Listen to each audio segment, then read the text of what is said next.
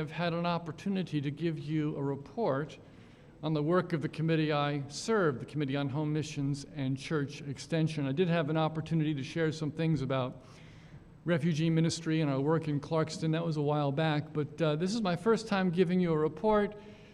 It's overdue, but I thank you for the opportunity that you have given to me to share today. And sorry for the delay. I do want to thank you, though, for your support of my family and our work as we labored as your missionaries in Uganda for 11 years.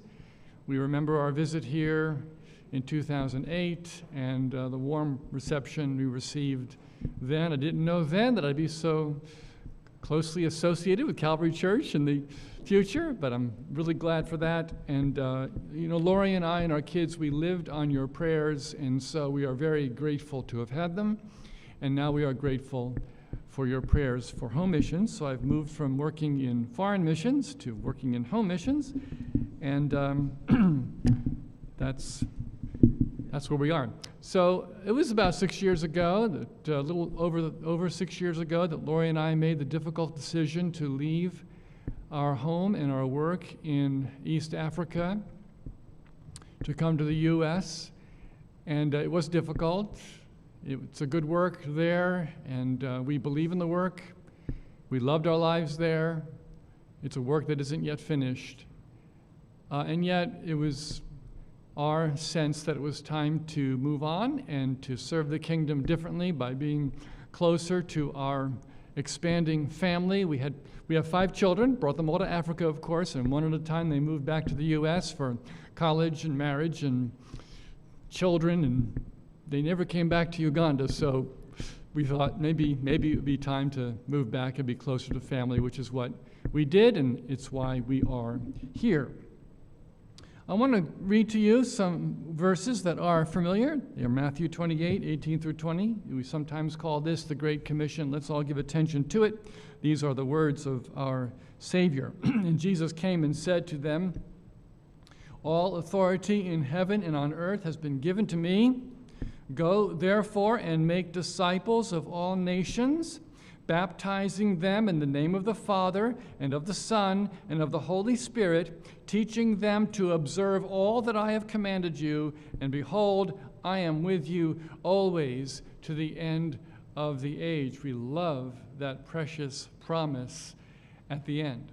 So here's a question I have for you. I'm going to give you the question, then I'm going to give you the answer. So the question is, how do you respond to Christ's Great Commission? And I have the answer because I know, at least in part, what that answer is. And the answer is what we call worldwide outreach, and that is, as you know, the program committees and other committees of our church, Christian education, foreign missions, home missions, other committees like diaconal ministries, the Committee on Ministerial Care. This is our response to Christ's words, "Go and tell, bring about a harvest by the grace you receive, teach," and the promise there that Christ would be with us. So this is what we sometimes call the whole work of the whole church. And so when you make your contributions to our offerings here and then contribute again during the thank offering season, which is coming up, you are doing your part in fulfilling the commission that Christ has given to us. So thank you for that, and keep supporting with your gifts and your prayers. So I serve the Committee on Home Missions and Church Extension along with John Shaw. He is the General Secretary. I am the Associate General Secretary, and together we prosecute much of the work of the committee that leads us. It might be good to remind us all that the Committee on Home Missions does not plant churches.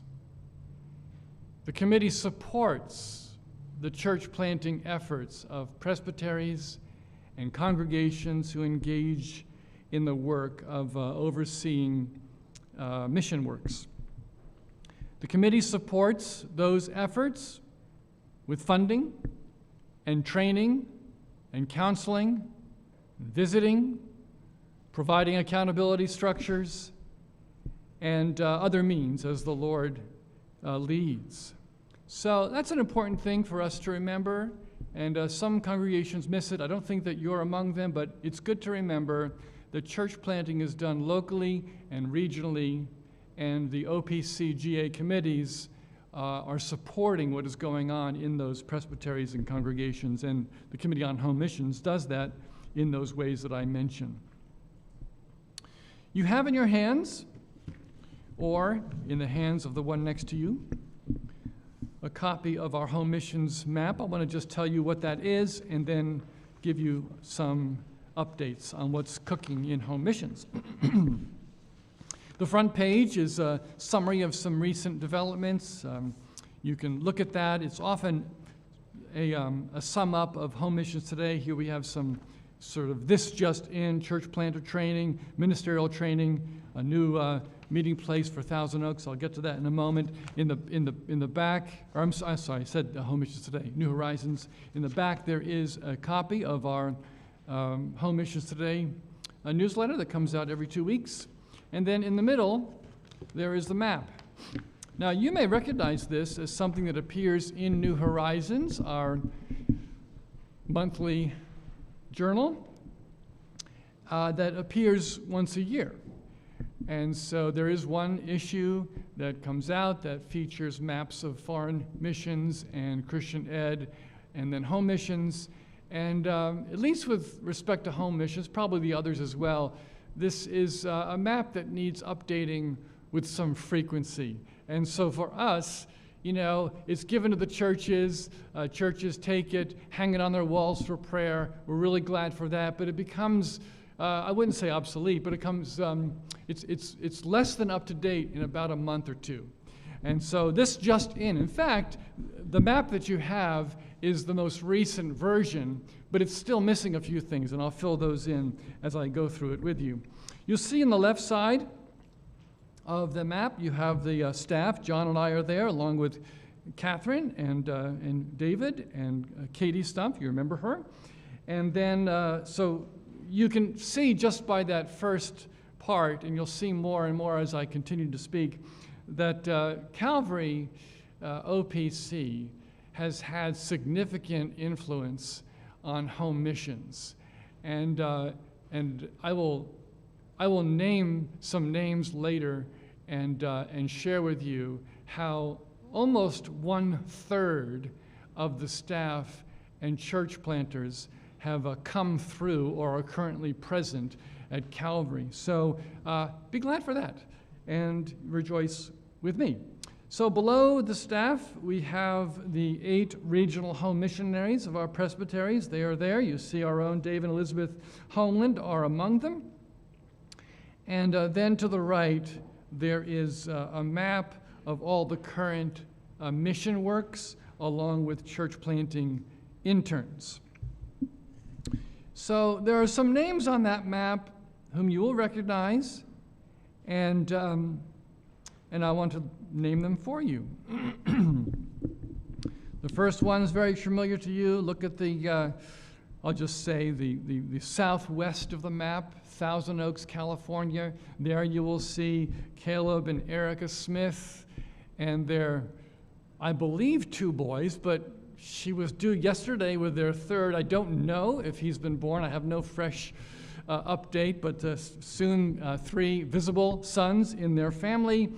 Most of you know he was the associate here for a number of years, and now he's in Thousand Oaks. This is the home place of Erica, and so they know that city well. And the Presbytery of Southern California, maybe you'll be interested to know, began an unusual initiative. They knew that the Smiths were interested. They knew Thousand Oaks needed a Reformed congregation, and so they provided support for them for up to a year with the hope that through Caleb's work, a core group would develop and they could apply for full support from the committee. And the Presbytery did that. And the same month, COVID hit. They started March 2020. And yet, through all of the difficulties that COVID has brought to all of us, including our mission works, and maybe especially our mission works in California, the full year wasn't needed. And so after 9 months, 35 people came together and said, we want to be a mission work of the OPC. And it was received by the Presbytery and then supported by our committee. So you can give praise to God. You'll notice on the front page here, there is a note here that Thousand Oaks has a new meeting place, and that was a really great answer to prayer. So that's one. So if you look at the top and the right side of the map, you'll see that Isaac and Esther Joe are there. He is a church planting intern in Pasadena, California, so he's also in Southern California. And I'll say a word about that program in a moment. But you can know that Isaac is there to engage in ministry generally, but in particular ministry to the Chinese population who live in and around Pasadena, which is significant. Our church planter, Matt Prather, lives in the next town over. His town is 60% Chinese. Pasadena is upwards of that. And so we're glad to be supporting Isaac, and we look forward to that work. He's already translating the sermons into Mandarin, real-time translation, and he is working toward reaching out to the Chinese population there. So we're really glad for that. You'll see in New Jersey, Brother Chris Byrd. He was with us for those 4 years when he was in seminary. He's taken up the work of evangelism in New Jersey. He is what we call a non-aid receiving missionary, and I'll say a word about that in a little bit. Waco, Texas. Do you see Miller? Yeah. So Miller and Stephanie Ansel. It's the problem all of us had for those 4 years. Is Miller their last name or their first name? It's his first name. It's his first name. My note is mixed around. So anyway, Miller and Stephanie Ansel are there. He was a church planting intern. He took up that work in Texas, doing a great job. Look at Dayton, Ohio. There you will see Tyler and Natalie Dietrich, who was there as Tyler was there as a church planting intern. And Brad Peppo was the man who was leading that work. Brad took a different call in the same region as a regional home missionary, so you'll see his name in the bottom left. And Tyler, who was only 9 months into his internship, became the organizing pastor of that work in Dayton. On the subject of God providing meeting places for our mission works, it will be of interest for you to know that recently, God provided a building to purchase in Dayton for what is now called Light of the Nations Orthodox Presbyterian Church, where Tyler is serving. And it's hard to even imagine, but let's just say it's a pretty big building. 36,000 square feet, 55 classrooms, 17 office spaces, a sanctuary that fits 550 people, and they bought it for about $250,000.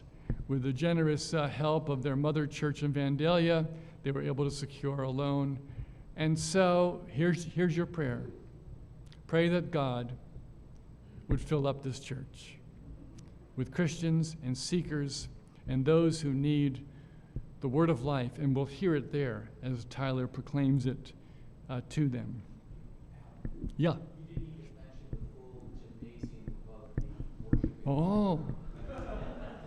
Thank you for mentioning it. Did everyone hear that? The full gymnasium on the second level? Yeah, so anyway, church planting can involve play, and there'll be some play on the second floor. Yeah, thank you for that.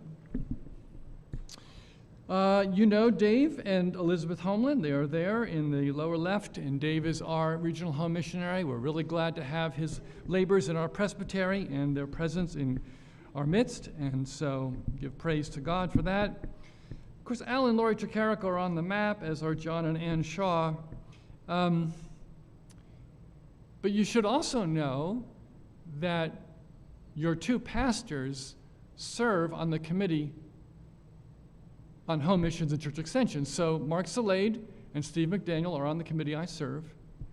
So it's interesting, so they're my boss and I'm on their session. I told Steve when he was interviewing with the session, I said, this is weird. You have a voice in my salary and I have a voice in determining yours. So I said, let's be nice to each other. So anyway, they're there. Greg and Ginger O'Brien in Downingtown, they're not part of Calvary so much, except that they're local, and we have a lot of our members worshiping there and encouraging him in the work. Oh, I wanted to say one more thing. The work in Dayton. The work in Dayton is small but growing, but the move to this new building brought them closer geographically to the mother church in Vandalia. And a handful of families who are part of that church have decided they want to be part of the mission work now. And so they've already begun to grow into the building a little bit with a few new families who now find it commutable from their homes. So that's good. So here's someone who's not on the map because the support that we provide is finished. But remember A.J. Millsaps, last year's summer intern? He is an intern in Maryville, Tennessee. That shouldn't surprise you. He's from there, and so they asked for the congregation there asked for some small support for the summer, and we gave that to him. His hope is to plant a congregation of the OPC at some point in the Southeast, which is where he's from. So we're glad for that. Let me also say that, Lord willing, the Presbytery of Philadelphia this coming Saturday will receive what we now call Park Church in Doylestown as a mission work under its care, and some of our families are part of that work. So, who knows? The future church planter there may be a former Calvarian. We'll see. So anyway, be encouraged by all of that. Well done, Calvary. You have that part to play in the increase of Christ's kingdom through the work of home missions. So I'm happy to report that to you.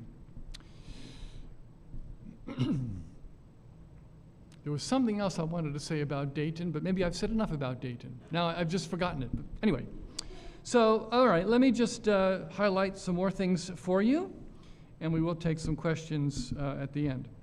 So regional home missionaries are men who are called by presbyteries to basically do the work of an organizing pastor until a church planter is called. And so he's the one who gathers core groups, encourages them to think about how best to think about the future and the process of calling a church planter.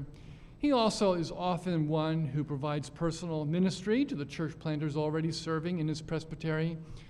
And so we're really glad to say that we have 8 of them now. They serve 7 presbyteries because 2 of them are in Ohio. We have 2 that we support part-time, Brad Peppo and Mike Dierks.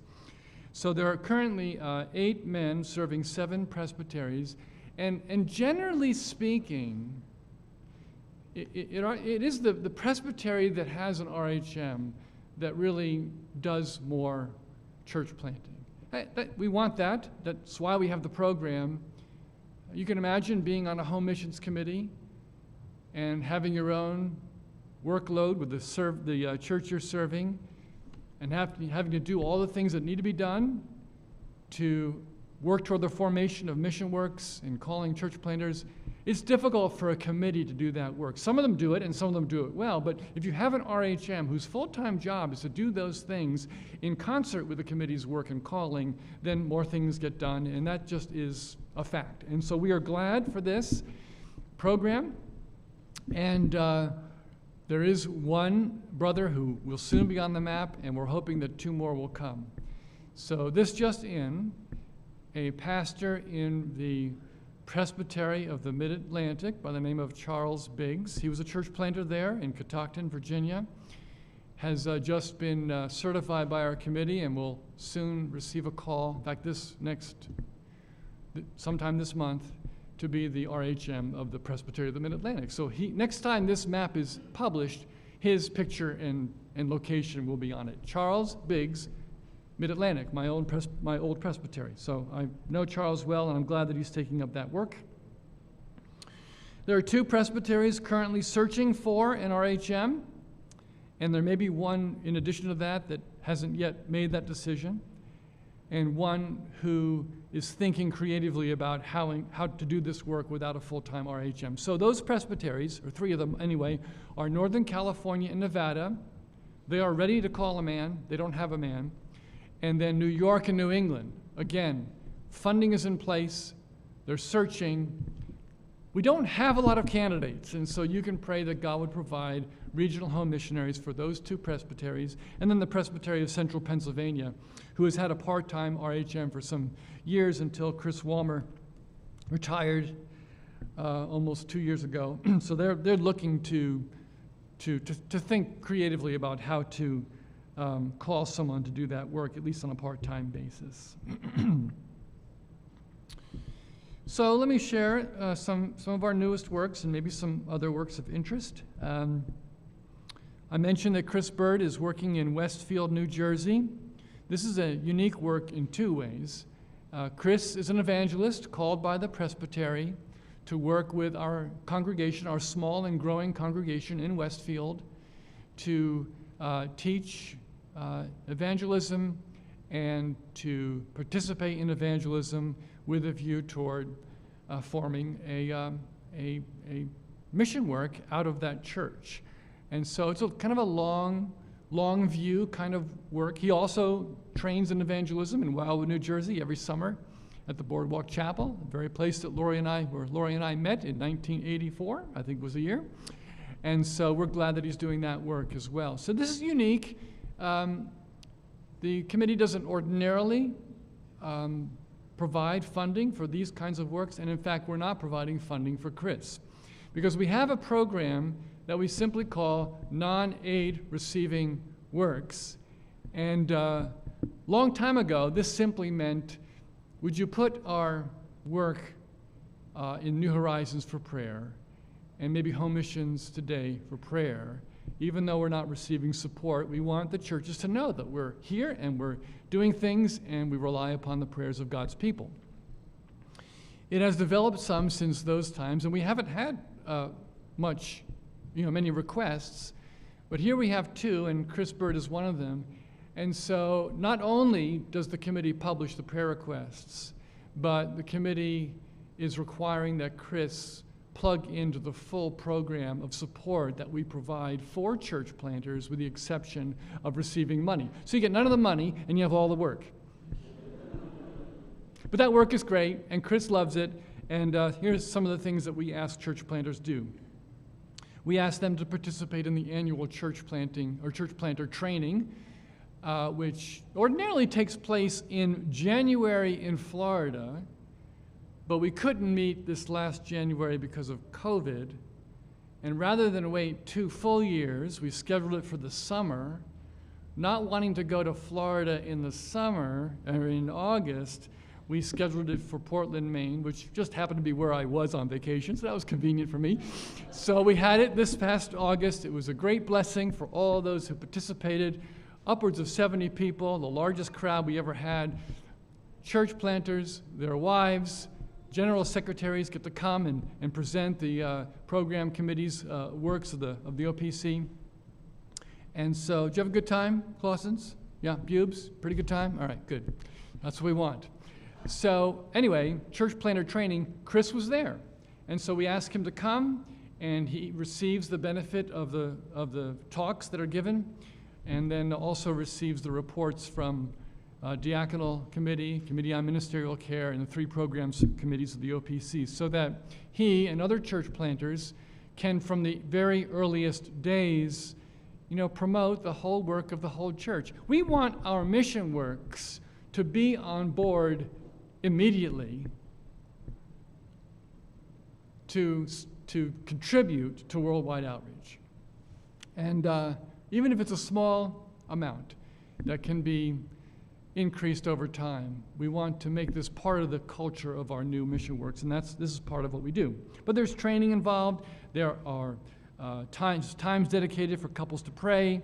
There is reporting that takes place, some assessment of what's going on in the various works, and it's a good time. Anyway, we require church planters or evangelists who aren't receiving money to take part in church planter training. We also require them to report monthly to John and me so that we can know about the progress of the work and we can pray with more information for the progress of the gospel in those places.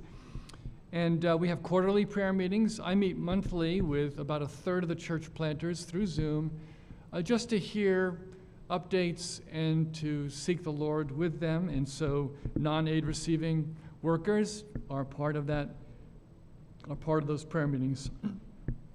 We require all church planters to take 3 courses through the Ministerial Training Institute, and they are homiletics, which is taught by Doug Clausen and Dale Van Dyke. So there's another Calvary connection. Douglas is a professor. Pastoral theology, taught by a man you know as Craig Troxell, another Calvary connection. And then Reformed Evangelism, which is taught by Eric Watkins and John Shaw. You know both of those men. John is here. So we ask all workers, whether they're receiving money or not, to do these things. And so far, it's been great. They're happy to do them, and they benefit from them. The other non-aid receiving work is in North Dakota. And so you will see the photo there of Chris and Sarah Drew, who works in Grand Forks. This is a work of the Presbyterian. Christopher is a tent maker, so he works with the university there. I can't remember what he does. He's in IT there, and then and then he's working toward the formation and maturity of this little mission work called Faith OPC in Grand Forks. Here's another request for a church building. They worship in a mall, which has served them adequately in some ways. But it is a mall that is now entirely owned by another church. So this mega church has purchased the mall, and so they are now renting space for their church in this other church, and it's confusing. So you can walk around the mall, like I don't know how big the mall is, but you walk around the mall and here there's this, this location is, I don't know, here's where we worship, here are Sunday school classes, here are other things, and then here's this OP church sort of in the midst of it. Anyway, they're looking for something new. You can pray that God would provide that. So Battle Creek, Michigan is another unique opportunity. Marcus Jerriman, that's a name you know, I'm sure. He was a missionary associate in Uruguay for, I don't know, 3 years, is it? Yeah, 3 years. So now he's back in Michigan, and the Presbytery asked us to support him for 1 year, simply to do evangelism in Battle Creek with a view toward getting a work together and passing it off to a church planter. So he's in the midst of that, and you can pray that would be, that God would flourish that. So he's called by a local church in Kalamazoo. Kalamazoo is a name you know. It's where Derek Jeter grew up, so you should know that. And now it is, there's a church there, and that wasn't fair. So, Hall of Fame and all that. So anyway, you can pray that Derek Jeter's hometown and the church there can flourish in this outpost of the church in Battle Creek. What time we got here? Okay. Let me say a word about the work in Sandusky, Ohio. Larry Oldecker has been a church planter for most of his experience as a pastor, and the Lord has used him to plant churches in the PCA as well as the OPC. mostly in the Presbytery of Ohio. And so when he was the RHM of Ohio, he worked with a little group in Huron by the lake. And then when he left that work, he became the organizing pastor of Huron.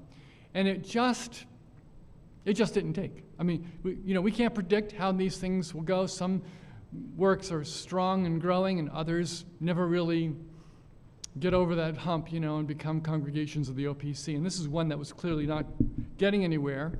But during the time when he was serving in Huron, a fellow came to visit him and hear him preach. And I don't think Larry thought much about it until contact was made later.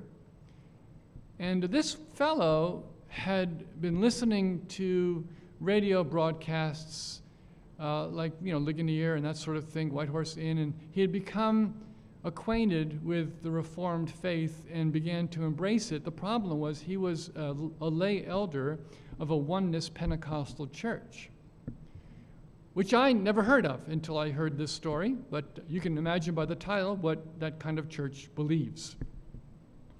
So long story short, a friendship developed, and it ended up that the two churches merged, that this oneness Pentecostal church embraced the gospel in all its fullness, as we like to say. And it is now a particular church of the OPC in Sandusky, which was 7 miles to the west of Huron. It's a larger town, and they are now looking to purchase a building. So a little work of about, 15 or 20 people, tripled in size. And the report we hear is that this congregation has fallen in love with the true gospel, and they are ready to press on as a lighthouse in that dark place for the sake of the name of Christ. One more thing, and then I'll take your questions. Let me just be brief here. There's a new initiative, actually 3 years old. We call it the Church Planting Internship Program, where we take a seminary graduate who may show some interest and promise in church planting and put him together with a seasoned church planter so that his internship would be more than a regular internship, but have this church planting accent. So the Committee on Christian Ed and the Committee on Home Missions come together and provide all the resources for 1 year of full-time support so that this can take place. And then, so anyway, it's been really great, and several of the guys you see on this map are graduates of that program. Tyler Dietrich is one, and Miller Ansel is the other. There are others in the pipeline who may indeed be servants of home missions in the future. Right now we have actually 4 of them. We usually have only 3. We have 4. San Marcos, California, this just in. He's not on the map, but Jason and Caitlin Vartanian are there under the mentorship of Eric Watkins and Craig Troxel. I mentioned Isaac in Pasadena. There's a fellow by the name of Nate Pascal who's working in Naples, Florida under Eric Hausler. We give him an intern every year because he's really great in mentoring church planters. And then we have this unique opportunity in Springfield, Ohio. James Stafford is laboring there. He and his wife both speak Spanish. There is a Mexican church that uses the building of our congregation there in Springfield, and they want to become an Orthodox Presbyterian congregation. So he's there as an intern. He's going to deliver gospel ministry in Spanish, and we'll have to see what the Lord does, whether that in time will be an organized church within that presbytery, the Presbytery of Ohio. So kind of went through that fast. But we're almost out of time, but not altogether out of time. So I'm wondering if you have any questions for me at this time.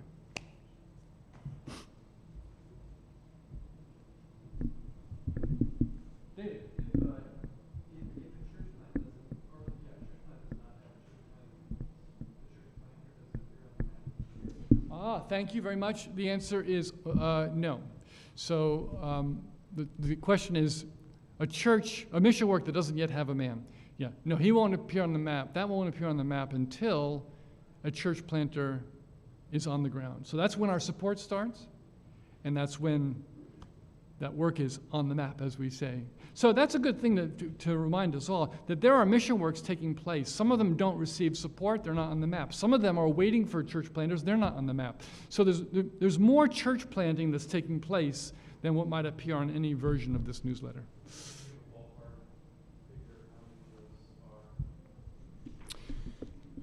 I would say that there are at least a dozen, but I think more than a dozen. I know of I can name you about a dozen works that are in the formation stage. I'll give you two.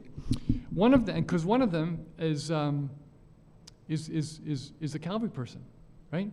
So Phil Proctor, who serves in Sterling, Virginia, just last week, that congregation launched a daughter church in Manassas, Virginia, with 40 people and $90,000.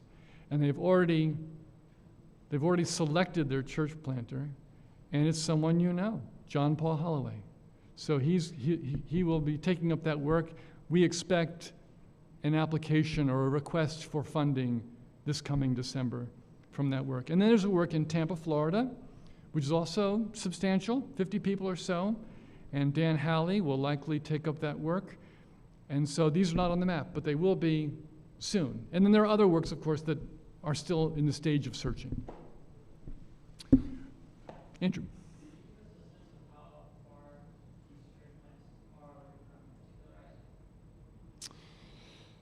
So the question is, how far are these? That won't surprise you. Some of them already are. Waco has organized, and the church in Cumming, Georgia is organized. Sandusky is organized. Zeeland is organized. So when we provide support, maybe this will be of interest, when we provide support, we promise 4 years of declining dollars.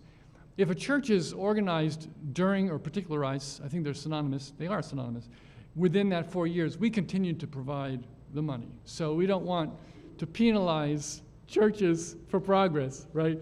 So I would say a third of them are either already particularized or very close. Yeah, give you a sense of things. Further. Mark.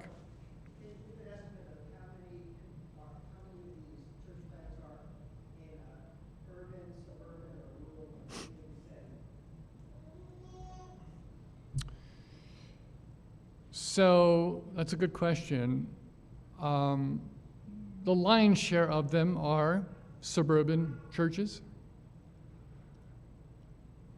I'm trying to think if any of these would actually qualify as urban. Pasadena maybe? Would that be urban, you think?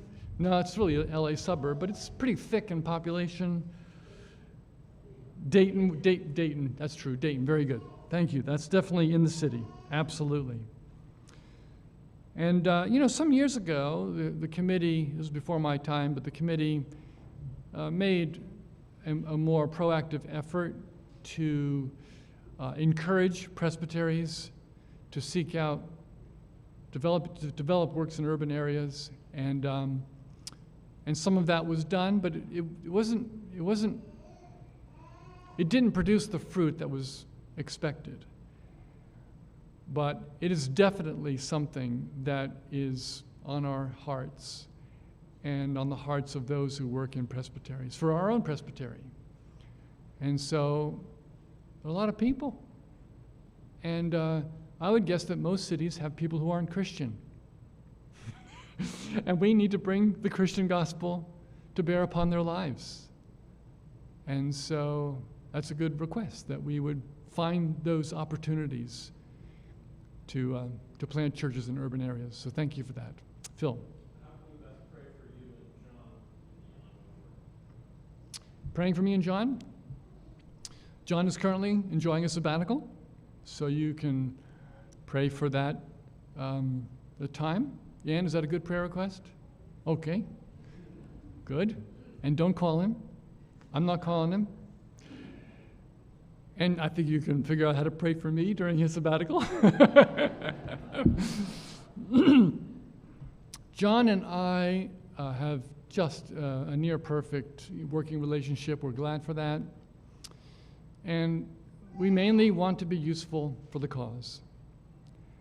And so there are always unique stresses that come and go. But you can pray that our work serving the committee would prove to serve well our presbyteries and churches, that you want to do this work. So it's kind of general, Phil, but those prayers would be precious to us. Yeah, thank you. One more question, if you have any. Kurt.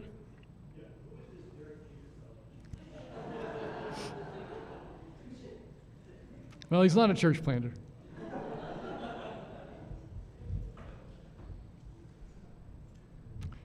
Yes, Douglas. Okay. Okay. Yeah, I will do that. Thank you. And David is going to lead us in prayer, and you can remember these. So my predecessor, Dick Gerber, I think some of you know him. His wife passed away this last week, and Rita, it was merciful entry to heaven, because she had suffered for decades, really, but quite a bit these last 3 years. And then in the last month, she had a stroke and was diagnosed with ALS, and so it just seemed, close to the end. And the end came, and there was a memorial service yesterday, and I know that Dick was very encouraged by those who came, and his pastor from when he and Rita were here, Larry Westervelt, conducted that service, and it was good. So you can pray for Dick. He's exhausted. I asked him, I said, Dick, are you exhausted? He said, yes, I've never been this tired. And so he needs to recover from his good work in caring for Rita. And also Ross Graham, John's predecessor, has COVID. And at least on Friday, it was he was down, and it was a serious case. So you can pray for Ross Graham and his recovery from COVID-19.